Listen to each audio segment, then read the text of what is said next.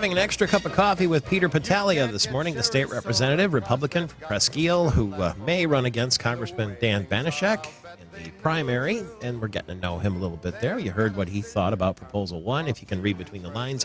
Ed Sarpolis from Target Insights will have some new data on Proposal 1 in just a couple of minutes. You chair the Committee on Transportation and Infrastructure, as you mentioned, Mr. Representative, but you come from Presque Isle, and your district there, your House district, is including the township of Aloha. I've never heard of or been to Aloha, Michigan. You need to come. It's a beautiful place. Is that where Waikiki Beach is? Well, in July it tends to feel like that. In January it's here different, but otherwise it's nice.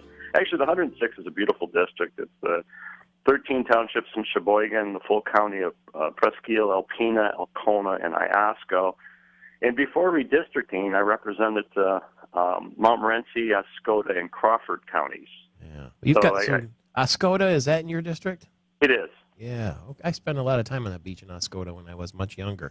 There was a statue, beautiful. if I'm not mistaken, of was there a big Paul Bunyan statue or something like that down there? Yeah. Paul Bunyan is in Ossining.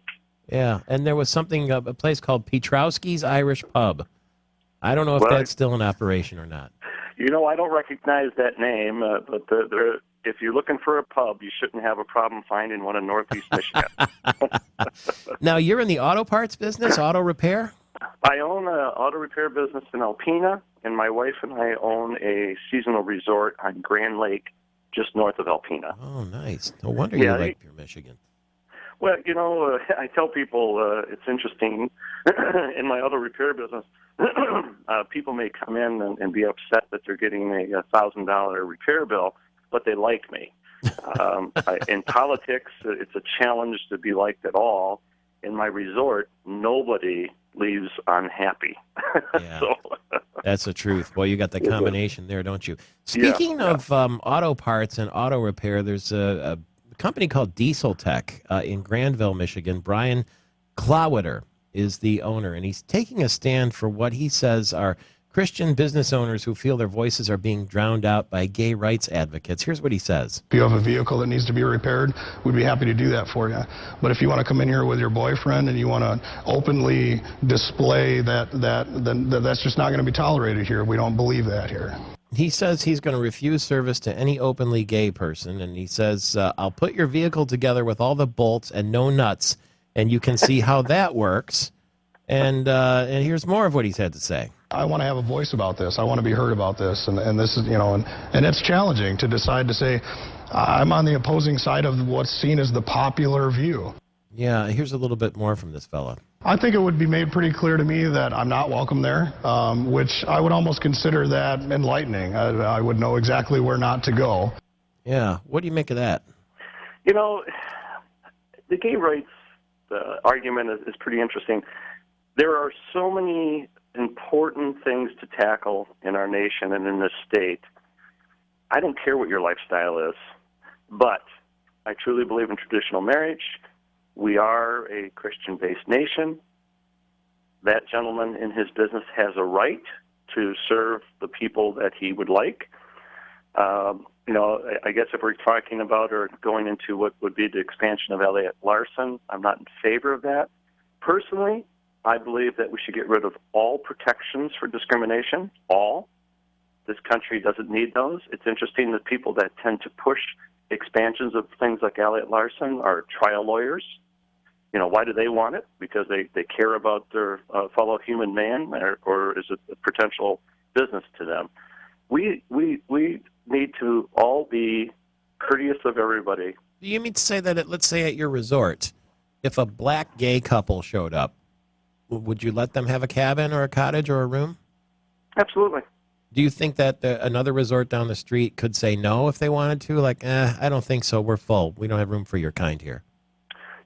Yes, I would say yes, they do. It's your business. It's your beliefs. I wouldn't want any couple, gay or not, to do things in the public areas of my resort that would offend somebody else. It's a family-oriented resort. So if I saw an action of a heterosexual couple that was offensive to a kids on the swing sets, I would say something, and I would certainly say something to an openly gay couple. But I don't care. So I can see if it's a man and a woman and maybe he's got his hands in her bikini. But what is that's obviously offensive to families. But is a gay couple holding hands equally offensive? No. Michael, that's a tough go around. Here's another thing. We don't get those challenges in Northeast Michigan. Not that they couldn't come. And I would have to believe over the 22 years that I have owned my resort that there has been gay people, people of alternative lifestyles that have stayed there. I believe the majority of people that are involved in same-sex relations are normal, quiet people that want to go about their business, and they're not out there flaunting it, throwing it in your face. It's the radicals that want to throw it in your face. So that gentleman that wants to refuse their service, I think he should have rights to do that. I own an auto repair business, and here's what we have done in our resort. I'll say that there's been families that have come that haven't kept the place in the standards that we would want it to stay. And the next year when they call up for reservations, we tend to be full.